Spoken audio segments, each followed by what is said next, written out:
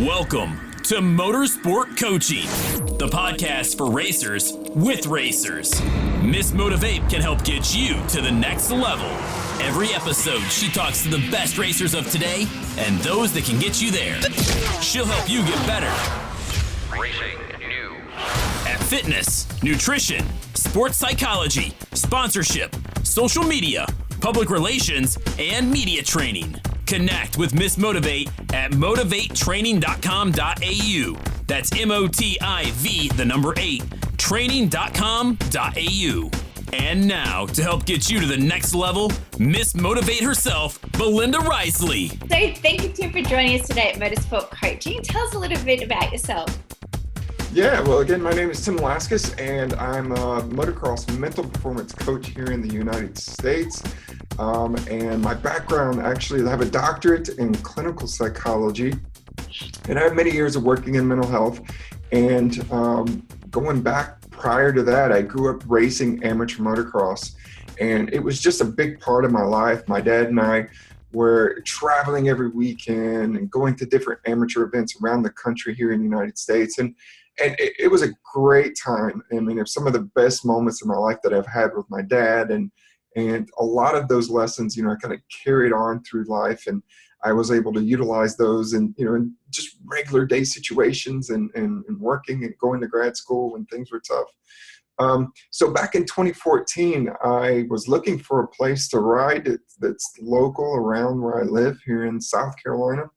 And I came across a training facility called Club MX, and it's pretty popular here in the States for motocross racing. And it's a training facility where pretty much racers of many different ages, I would say from early teens all the way up into mid-20s, they go and they live at this facility, and they have multiple tracks. They train, they have a nutritionist there. They have riding coaches, they have fitness coaches. And so I had contacted the owner, Brandon Haas, and I said, hey, I used to race as an amateur, and I would love to be able to, help your guys. I have a doctorate in clinical psychology. And he's like, yeah, come on down. And I started working, and I've been there ever since. And I just do it part-time, but I really enjoy it. And it's just fun being back. I'm not racing anymore, but it's almost like I am. I really get to live through, my clients that I work with. So it's a lot of fun. Oh, it sounds like an amazing facility. I wish we had one of those here. Is it a franchise? Is it MX? It's not a franchise. Nope. They only have one facility. But Brandon Haas is originally from Minnesota in the northern United States, and he came down to South Carolina where it's a little bit warmer. We don't have quite as brutal of a winter here. We may have a little bit of snow, but not much. And so they can pretty much train year round here. And so he came down with some investors, and they opened up, and it's just really, really grown. And they've, added all sorts of buildings. They even added a wakeboarding facility that's part of the training. Wow. So in the summertime when the guys are, it's 100 degrees out, and after they've pounded out some laps on the track, they can go out and ride the wakeboard course. It's pretty cool. So yeah, they have a place. They have like little cabins where people can live in. Oh, wow. They have a number of kind of RV parking spots where they can pull in their RV or their motorhome or their trailer, whatever it is. And so I think at full capacity, they're up to about 25 riders, give or take, that live there full time. That's part of the training facility. And then they also have a practice facility across the street for people who just want to come and ride and just kind of perfect their skills, but not be a part of the full-time facility. And they're not really taking advantage of the coaches and the fitness trainer and the nutritionist and my services as a mental performance coach. But they have a lot to offer for everyone. Yeah. And we have guys from around the world. We have people from, South America, Central America, from New Zealand, Canada. I mean, all over the world. I think, and we have one guy that's from Spain now who's there. Wow. So, yeah. So the word has gotten out. So people are showing up from all over. No wonder you love going to work every day. It just sounds like a boys' club.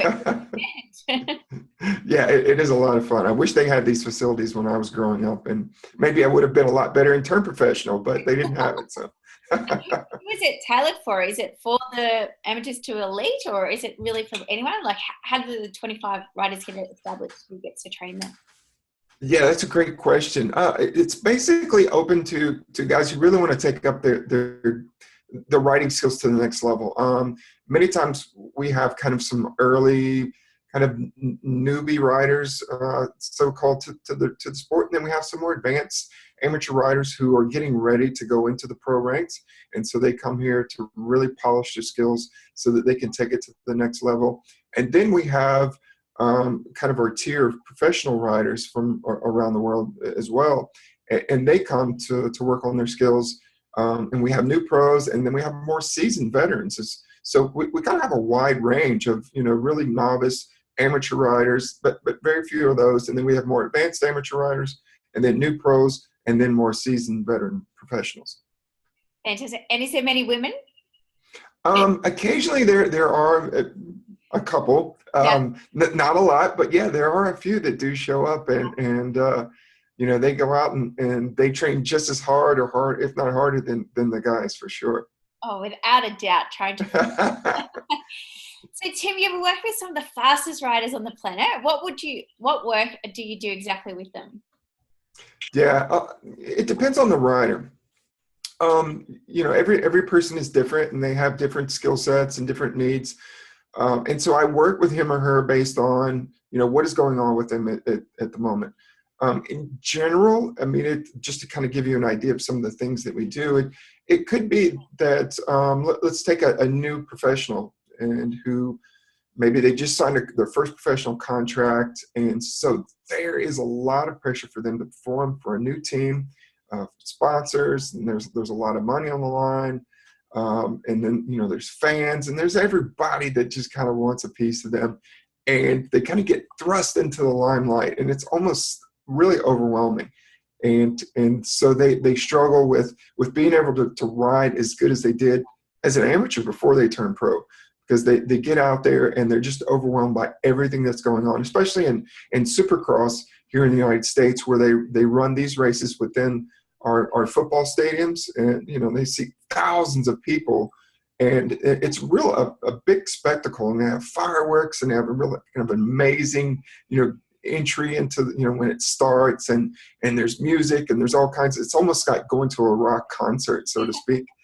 And it's great for the fans, but it's overwhelming for the new riders, and they could sit on the line and they could look up into the stands and see thousands and thousands of people just screaming and yelling, and it's just at times it's hard for them to focus. So it's difficult for them to maintain that deep kind of slow breathing, and that's one of the things that I really work with them is their breathing, and to help regulate that, to keep their heart rate low, so that when the gate does drop and they're competing, that their adrenaline is just not flooding their system, then their muscles start to lock up, and then they kind of get this, they call it kind of brain fog, when you get overstimulated, and they can get tired really easy, even though they're in the best shape of their lives. Many times, if they allow that anxiety to get out of control, it creates havoc, and they just go out and perform poorly. And after the race is over, they're scratching their head going, I don't know what happened. I've been training, I'm in shape, I know what I'm doing. And everyone around them who sees them training goes, yeah, you are. I don't know what's going on. And a lot of times it's mental, and something has happened, and they've just been overwhelmed with the situation, and they couldn't handle it. And it's normal. It's more common than a lot of people, would assume. So you mentioned that a lot of your work is conducted online. So how do you address those issues if you're not actually seeing them perform on that evening? Yeah, and that's a great question. When I initially started working at Club MX, I would drive there. It's about 2 hours away, and so I was doing a lot of commuting, and it was becoming very taxing. And because I do other things, I also teach, and I'm a psychologist as well. And so, I started thinking there has to be a better way to use technology to be able to work with these riders. And so I started working with them over the phone, because a lot of my pro guys would travel either to Canada, or sometimes, depending on where the next couple of races are going to be, they may go out to California for a few weeks. And so if I was only seeing them in person, then we would miss out. So I started utilizing, phone sessions. And so that has worked well, because a lot of times, and even when I would show up to clubs, sometimes they would get pulled away by other obligations from their team, or maybe they had a photo shoot somewhere or something came up, and then we would just miss our session. But with the phone, it's easy for us to, many times it's late at night where we can connect and I can talk with them. And so the benefit is they can be anywhere and I can be anywhere, and it really works for us to still stay connected. Now, the downside to that is if we're only talking, sometimes I miss out on those kind of body language or being able to kind of visually see them. Maybe over the phone, they're telling me, hey, I'm doing great, I'm feeling good, but their body language is telling me something different. And as a psychologist, I'm taking everything in, and I want to match is it what you're saying and how you look and present to me? Is it all kind of matching up? But I've gotten pretty good to be able to kind of read their voice, to kind of tell if they're really just trying to put on a show for me or whatnot. But after I've worked with a number of writers for a while, I kind of pick up on, little nuances of their behavior and their mood and how things are really going. So that's worked out really well. Another thing that I do with the guys is to do kind of, I call it a telegroup, where every Wednesday with all the writers who are at Club MX, they'll go into a clubhouse. So they have a big clubhouse there, and they have a large flat panel screen TV. And they'll project me onto the TV using my iPhone. So they will call me on my iPhone using FaceTime. And so they will project me on the TV, and I can see them on my phone, although it's hard for me to see because they're very small, but they can see me, in large with their big screen TV. And so I'll run a group, that way. And that's been really beneficial as well. But again, a lot of times I can't see everybody in the group. I can only see where, the camera is. And so I don't get a good wide kind of, snapshot picture of everyone, but it's worked out well. And I think the guys have really enjoyed it. So I've lately tried to utilize more technology in the work that I do. And I think it's really worked out. At times it's difficult if you're used to just doing groups, in person, or you're used to doing individual sessions in person, but you just get used to it. And I think technology is something that is very beneficial, and it's helped me to stay connected. And so really there's no reason, why I shouldn't, be talking with my writers, because they can be anywhere in the world if they have an internet connection or a phone. And I mean, and it's amazing. I've even talked to some of my guys when they're at the airport, they're waiting for their flight. And so if I wasn't using the phone, we wouldn't have a session for that week. And so that's worked out well. Now, you had asked about, me not being able to see them ride. Well, a lot of times I'm able to watch, at least for my pro guys, I can watch them race on the television over the weekend. Mm-hmm. My guys are racing either depending on the season, either in the Monster Energy Supercross or the Lucas Oil Pro Motocross, which is televised here in the United States. And you can watch it anywhere in the world. So, a lot of times I'll just watch it. I'll pull it up on my computer and I'll watch the races. So I know how they've done. And so then, in a couple of days after the race, when we talk, I'll say, okay, I watched your race, tell me what was going on, and so I kind of pretty much know, how well they did and what some of the issues are. But depending on the camera and what was picked up and what wasn't, I don't know everything, but I let them fill in the blanks, and it's worked out well. And would you say the most common problem they're coming to you with is that brain fog that you mentioned before? Yeah, I would say a big part, especially for the new guys. Sometimes the guys will, maybe even the more seasoned ones, they get to maybe having some issues with burnout. And in any sport or even profession, you've been doing it long enough, you get to the point where you're like, this is becoming a drag. It's not fun anymore. It's not as exciting. And so those are some of the issues I'll have with more of the seasoned veterans, and and second guessing themselves, and also especially when contracts come up and it's time for them to maybe get re-signed or maybe not, and that's very, very stressful. And so for them to have someone that they can talk to, and for me, I'm probably one of the first people that they or maybe the only person in many of their lives that they can talk to me in a confidential way where I have no invested interest in how well they do. I mean, yeah, of course I wish them all well, but if you look at it, say their team owner, who pays them, they pay them a lot of money, and they pay them a money because they expect them to go out and win and perform. So there's an expectation. Yeah. They have a lot of fans. What did the fans have expectations? They're going to go out and perform. Their sponsors, their gear sponsors, or whatever it is that they're getting paid for, those sponsors have expectations. We want you to go out and perform, show our product, get up on, on the podium, and anything that's, out of first, second, or third is not good. And so, they're just being pulled in many different directions. And even their family and friends many times have expectations of them. And so I'm one of the first people that they have in their lives that I have no expectations. I don't expect anything from them. If they win, great. If they come in last place, that's okay. I'm still there for them. And they kind of feel that it's a breath of fresh air, so to speak, because they've never had that.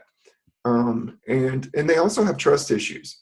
It's especially with the way social media is. Anything that they say, that if they sneeze the wrong way, people are tweeting about it, and so we have a contract that says that everything that we talk about, we discuss, that's shared, is totally confidential. And they're just like, what? What does that mean? And so once I explain it, and they go, oh, that is great, because they have very they have a small circle of friends because they don't trust anyone. And that's one of the reasons that I always talk about who I work with. I just say, hey, I work at Club MX. You could go online and you could find out who's trained at Club MX, and you could try to put pieces together, but I'm not going to tell you who I've worked with. But for many of them, it's really worked out well. And what are some of the strategies that you've helped them implement or taught them about dealing with, the overwhelmness of the sport, of the expectations that people put on them? Yeah. A lot of times they're thinking too much into the future instead of thinking about, okay, what is in front of me right now? And I think looking too far into the future puts a lot of stress on them. And it doesn't allow them a couple of things. One, it doesn't allow them to enjoy the moment, and they kind of miss what's going on. They're going to all these different races, these different events, and it's almost like a blur because they're never really even thinking about the race they're in. They're thinking about, okay, I have to finish, or okay, what's the next race, or what's this, or what's that, and they're just not enjoying it. So helping them to really enjoy the moment and to kind of just be mindful of, where they're at. Okay, what is happening around you? Just focus on what's right in front of you at the moment. What are you doing right now? Well, I'm eating my lunch in between the races. Okay, then enjoy your lunch. Don't think about anything else. Just enjoy the moment. And then to have them kind of practice that, because a lot of times their minds will race as far as, they're going a million miles an hour. They may be sitting and it looks like they're relaxed, but their mind is going.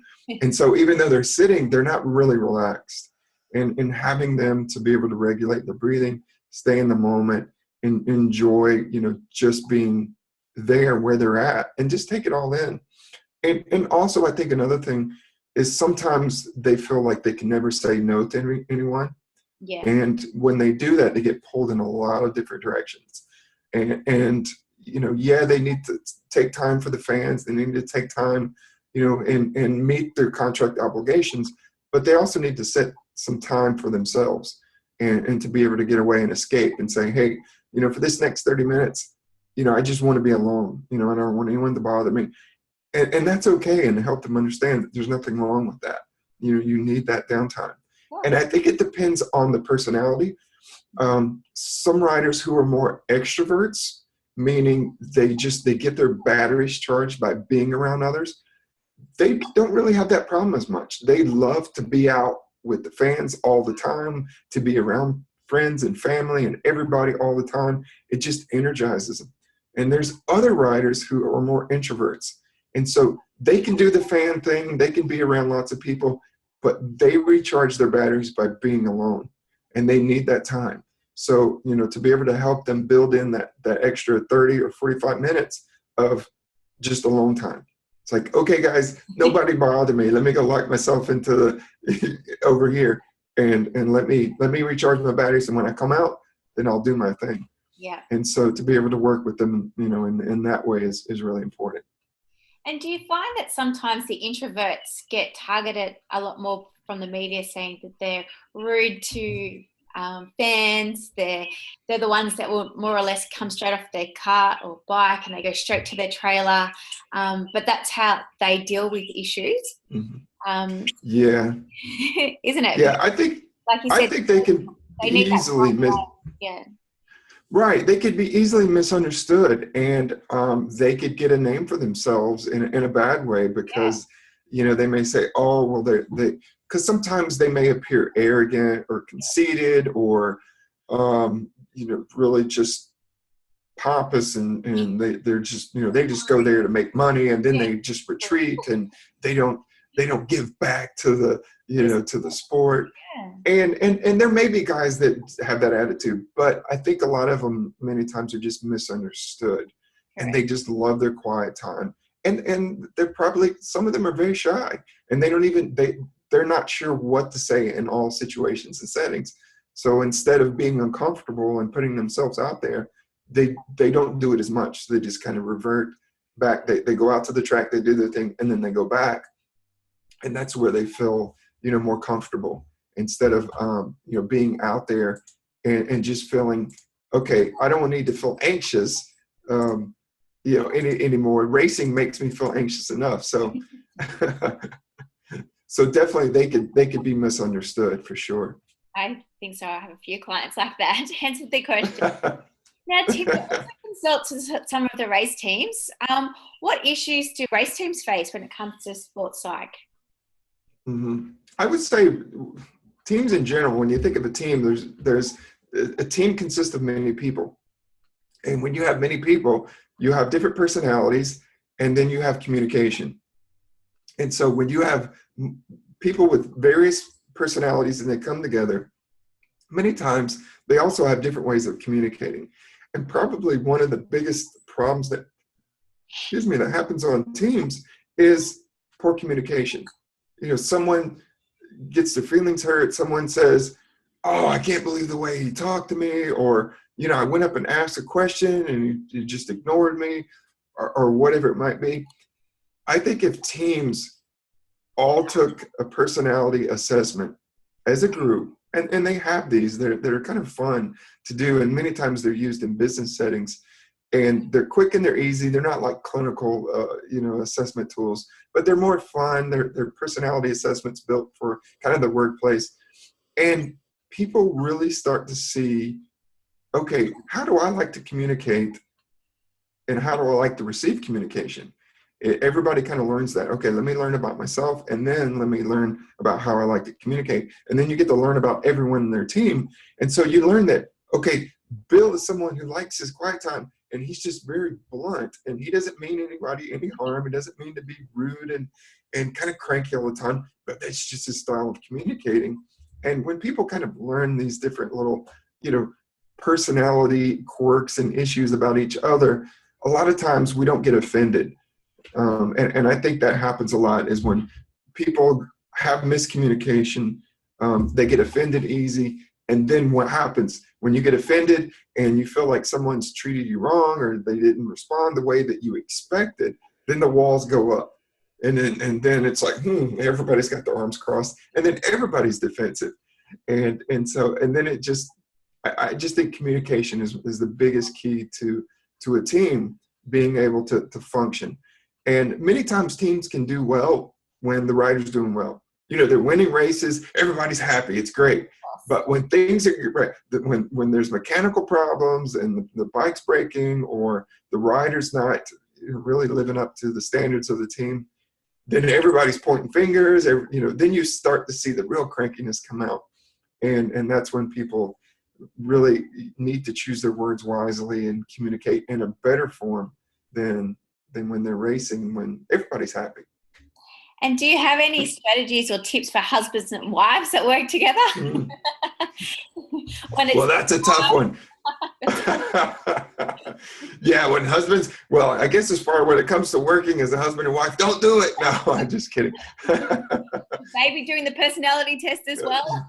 Yeah, no, they really should. I think husbands and wives definitely should do the personality test. And Have you married? one is fun. It takes a long time. It's called the MBTI, Myers-Briggs type inventory, and it's used in business a lot. But I think they have some kind of shortened editions.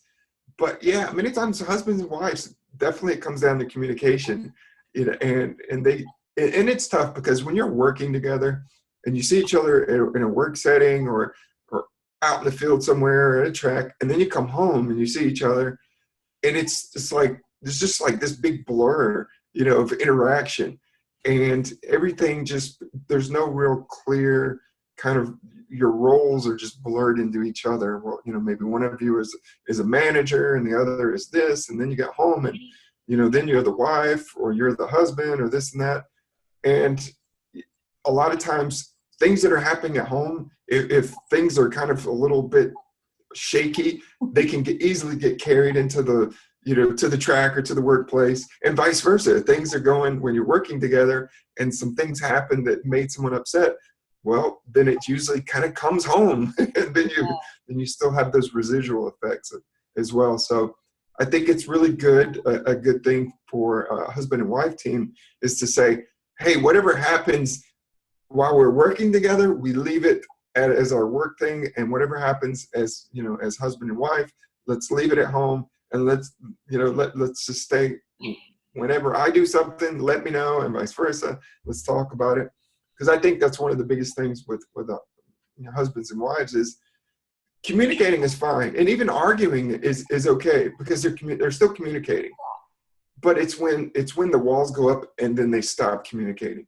Yes. You know, then that's a real problem, and then that's when the red flags, you know, are there. It's like, whoa, okay, you know, when there's silent treatment's been going on for not hours, not days, but now it's weeks. It's like, whoa, yeah, definitely there's some issues. So it's tough. It's a challenge. It is, but it is a very common challenge. And so thank you for answering that question. Oh, for sure. So Tim, obviously you're very passionate about what you do. What do you love most about your role? I love the flexibility. Yeah, I'm someone I was never diagnosed with ADHD, but I get bored really easy. And so, you know, with my training as a clinical psychologist, I'm able to do a lot of different things, which I do. You know, I'm an instructor. I teach at a local university. You know, I'm also the mental performance coach at Club MX. I'm also a licensed psychologist, so I do contract work. And then, you know, now I have my online course. So I really like that flexibility that I can do many different things. And I think if I had to just do one of those, I would probably get bored really easy. So for me to do a variety of things. Now, my wife says I really need to settle down because I'm doing way too much. And so she doesn't understand it, but she's great because she lets me just kind of, you know, do my thing and whatnot. But to answer your question, I just like the flexibility. I like to be able to do many different things. And even with, you know, working with my riders, you know, sometimes I can talk to them at 10 o'clock at night, you know, or it might be 8 o'clock in the morning. And I'm great. I love that. I love that it's not, you know, just kind of a set schedule where I talk with them. Other people may not like that. They may not like, you know, this kind of wild flux of times that, you know, working late in the night or working early in the morning. But I love that. It keeps me going. And what do you find is the most challenging issues you face in the business? Is it the flexibility? Is it the amount of time that you can't have doing this role, or the times that the riders are actually away?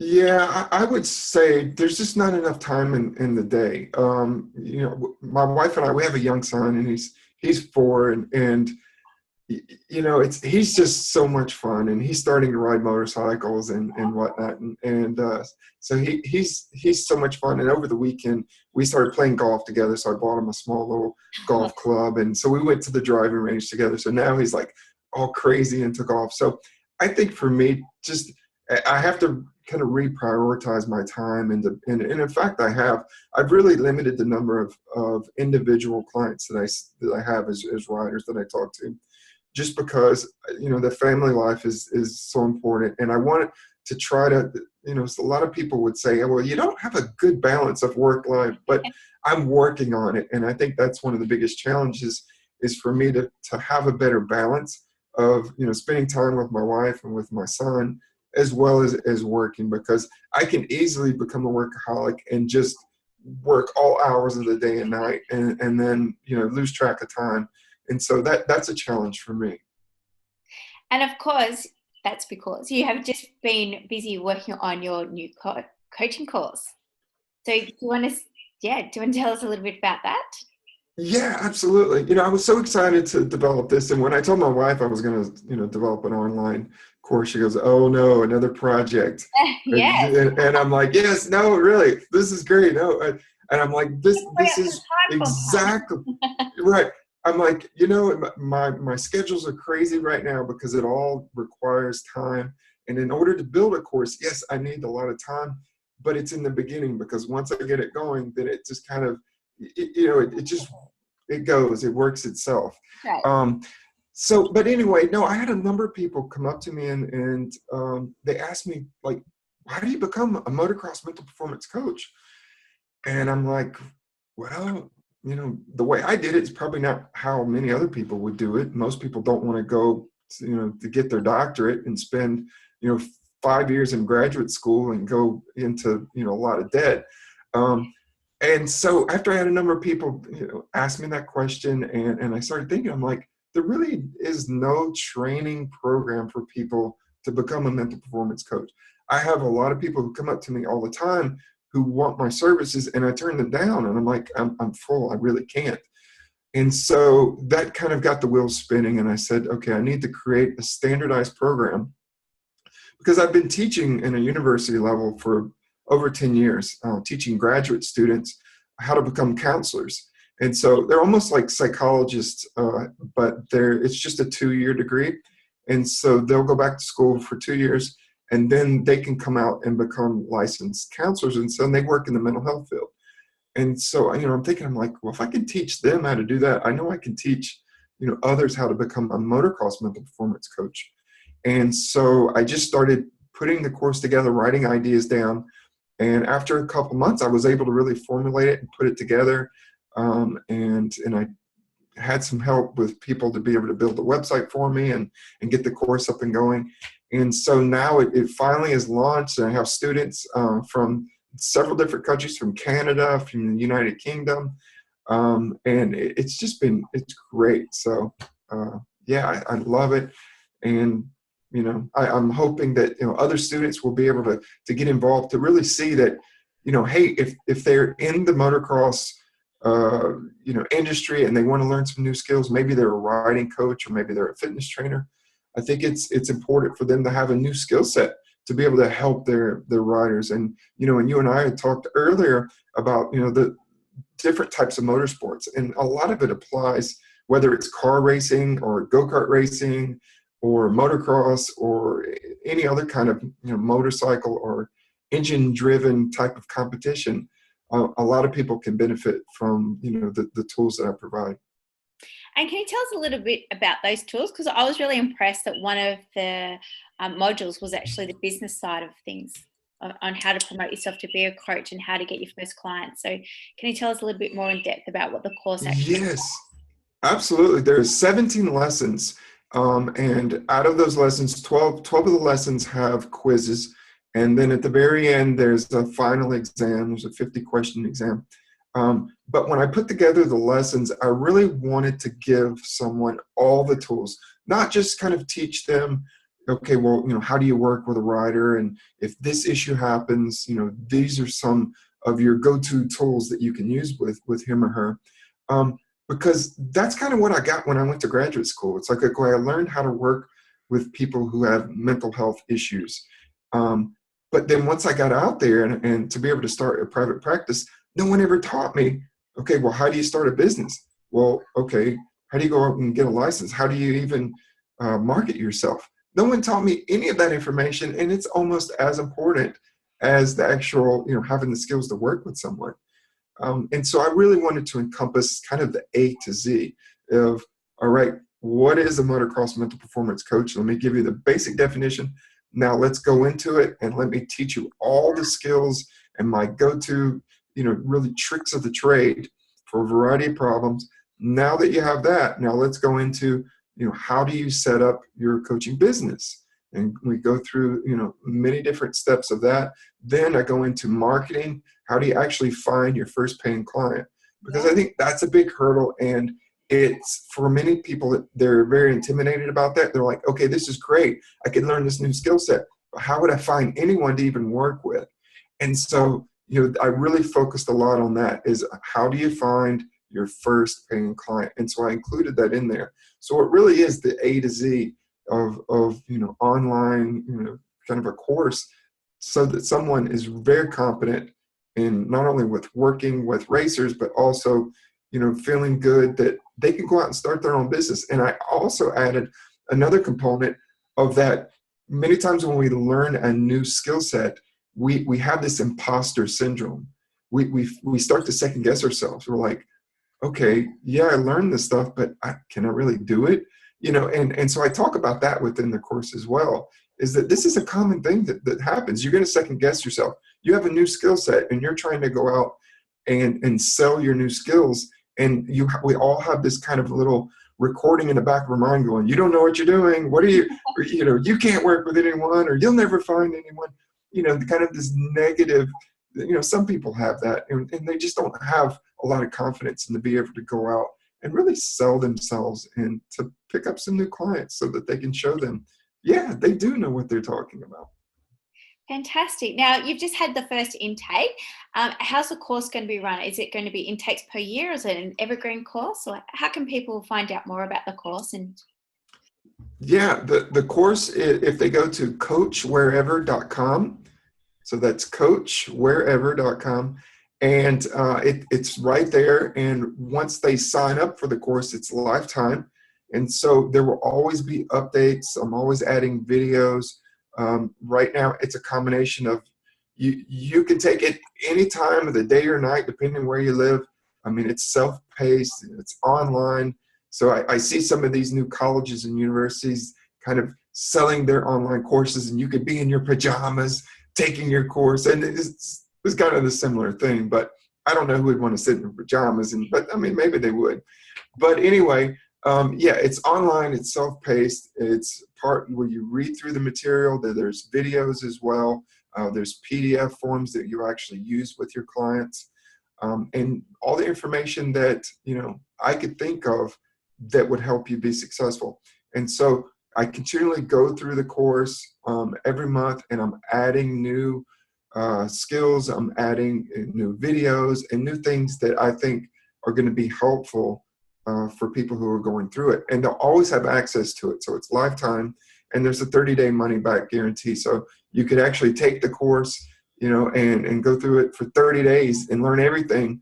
And you're like, oh, I don't want it, and I'll give your money back. It doesn't matter. My wife and other people said, you're nuts. You gave them 30 days for it. I'm like, no, I believe in it so much. If someone wants to do that, fine, I'll give them their money back, because I want people to really feel like they got a lot of value. And that's, to me, that's very important, is I want to pack it with as much value as I can, so that, and it's not just about the money. I want people to feel like they really have those skills when they sign up and they go through this course. I want them to feel like, hey, they could go out and benefit and help other people. And that's the most important thing. I really don't want people who want to take the course and just get a certificate and then do nothing with it. I want people to go out and use this, because it is there are valuable tools in there.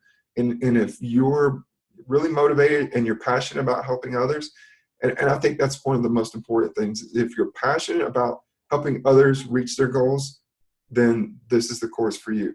If your only focus is to go out and just make money and just start charging people left and right, then this isn't the course for you, because that's really not the focus. And so it's tailored for coaches at the moment. Would there be another course coming out for riders and drivers in the near future, Tim? There possibly could be. Absolutely. You never know. It's No. certainly, but I think a lot of the skill set really, regardless if you're on two wheels or four wheels, really translates into both of those worlds. But I do have a plan for teaching more of my kind of advanced how to run groups, because I think that's another skill set that's a little bit different than just working with someone one-to-one. But when you're actually running groups and how to work with a variety of riders, like some of my groups are 25 plus riders, and that can be intimidating for a lot of people. So that's going to be kind of an advanced course that's in the works. Fantastic. And through your experience, Tim, at what stage of one's racing career do you think they need to engage with a coach, whether it's physical or mental coaching? Is it an age thing, do you think, or is it certainly a career development step? That's a great question. I think it depends on the rider.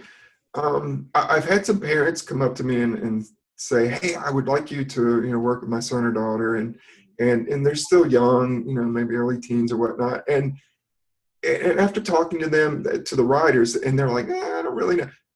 I wouldn't force it on anyone. I think the rider has to be ready. I don't think it's any good. It's not time well spent for the rider, and especially it's not time or money spent by the parents to be able to kind of force, their young rider, to have a mental performance coach. I think the person needs to be ready. They need to be able to see value in it and to recognize, hey, there's some things I need to work on. Certainly if their rider came to them, either the riding coach or their parent, and they're so like, oh, I'm always nervous on the line. I really need some extra help with this. And then they reached out. I think that would be appropriate. But everyone is different. There are some amateur riders that can just do phenomenal as an amateur, and they never really need a lot of help when it comes to mental performance coaching as an amateur until they get to that pro level. And then once they hit that pro level, things change, and they just have a really difficult time adjusting. And then there's other riders who really need that assistance as an amateur growing up that really gets them to the top of the amateur ranks, and then they have an easy time within the pro. So it all depends on the individual. It depends on the rider, when they should really utilize someone. But again, I think it depends on the rider when they recognize that, hey, they have some issues that they need to work on. Fantastic. And one of those resources that you have available for people to get more education around success in sports and business is your own podcast. Tell us a little bit about that. What types of conversations do you have on your podcast? Yeah, well, the podcast is called The Tim Laskas Show. And when I started this podcast, I've had 100 episodes. And when I started it, it was all about success. And so I have interviews with some of the most successful people in business, entertainment, and in sports. And there's a common thread that really transpires through those who are successful. And it doesn't matter whether it's in business or sports or entertainment. I love to hear those stories. I kind of grew up, just wanting to read books about successful people. And then, within the last couple of years, listening to some other podcasts that had, success stories. And I thought, wow, I would really like to have that as well. But a lot of times they were either just, business podcasts, or maybe they were just the only sports podcast. So I really kind of combined, all the worlds together. And it was really fascinating because I've had some conversations with some great people, within the sport of motocross, and even some kind of industry leaders within motocross who are in the business side but are well known within the sport. And to be able to bring their stories, to the public and for others to hear, how did they get to where they were, to the top of that mountain, whatever that was. And it just, for me, it's about giving back. When I went back to school to become a psychologist, it's because I wanted to help people and I wanted to give back, to people. And the podcast is an extension of that as well. It's like, if I can share an inspiring story with someone and you can learn something from it that motivates you and gets you fired up, or, you learn a little trick or tip or something that gets you to that next level, then it's well worthwhile. And that was really my focus for being able to do that, is to not only motivate people, but also to provide them with some real actionable advice. Fantastic. And Tim, can you recommend any resources, paid or free, that competitors can look into more for mental performance? Yeah, and that's tough to come by when that RacerX has a virtual trainer. It's a motocross industry platform. They have a publication, a magazine for motocross racers, and they have their own online website, and it's called the Virtual Trainer. And they offer a variety of tips on there, from like physical training tips to even mental training tips as well. And actually, I'm going to be writing some articles for them very shortly. And so I'm pretty excited. And that was one that I had kind of found, recently over the last couple of months, that I thought was great. And to be able to learn get some actionable advice from some of the top trainers in the motocross industry. And so I loved it. And I reached out to them and I'm like, hey, I'd like to, offer my advice as well. So they said yes. So that just to do it in all your free spare time. all my free, all that I have. I don't know if I told my wife about the virtual trainer thing. You can pick that one off with the wife. If she hears this podcast, then she'll know about it. So I'll have to keep that on I forgot to mention that to her. Shh, let's keep that quiet. Well, Tim, thank you very much for your time today. Before you go, our final question on every podcast is, what is your favorite track in the world? My favorite track in the world? Oh boy. I would say it would have to be Muddy Creek Raceway in Tennessee, in Bluntville, Tennessee. I grew up racing there as an amateur, and now they hold professional national events there. I was there watching the pros race this year. And it's just a natural terrain track, and I love it. It's built kind of in between two mountainsides, and so the track just winds up and down. It's really natural terrain. It's really fast. And it's just a beautiful setting, and I always love going up to Tennessee and being in the mountains. And so that's one of my favorite places for sure. Oh, fantastic. Lovely answer. Well, thank you very much for joining me today, Tim. All the information regarding Tim's course will be in the show notes. And what's the best way to connect with you? Yeah, on Facebook, it's Coach Wherever, or Tim Laskis, Laskis, or by email at tim@timlaskis.com, and of course at coachwherever.com. There is a way to reach out, the contact page there as well. Well, thank you, Tim. We look forward to seeing what happens in the next installment of the coaching course. Yes, thank you very much for having me. It was a blast. Thanks, Tim. Well, thanks everyone for listening to this week's show. I really hope you enjoyed that one as much as I did. Now, remember, all the show notes with the links and the specials mentioned in today's show are available over at motivatetraining.com.au. If you haven't already, I'd really appreciate it if you could head to iTunes or Stitcher, type in Motorsport Coaching, subscribe, and leave us a review. Each week, I'll read them out, and you'll go into monthly draw to win a fantastic prize. If you have any questions or comments, please email us at motivatetraining.com.au or head over to our Facebook page at MotivateT. Until next time, take care. Get ready for the race. Do you feel one step closer to being the next superstar behind the wheel? MotivateTraining.com.au for more. MOTIV8 training.com.au. The green flag. Every episode gets you one step closer to the checkered flag. The Motorsport Coaching Podcast, getting you to the checkered flag faster.